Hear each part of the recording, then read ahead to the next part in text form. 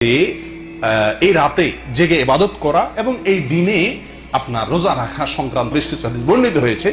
এই হাদিসগুলোর প্রায় সবগুলো হাদিসই জয়ীফ, এর কোনটি সহিহ নয়।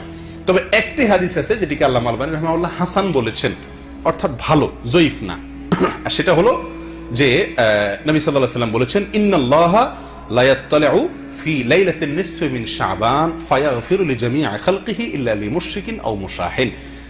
শাবানের মধ্য শাবান রাতে, যেটাকে আমরা শবে বরাত বলি, আল্লাহ সুবহানাহু ওয়া তাআলা বান্দার দিকে দৃষ্টিপাত করেন, নজর দেন এবং সব মানুষকে সাধারণ ক্ষমা ঘোষণা করেন এই রাতে, দুই শ্রেণীর লোক ছাড়া, মুশরিক আর হিংসুক বা ঝগড়াটে লোক।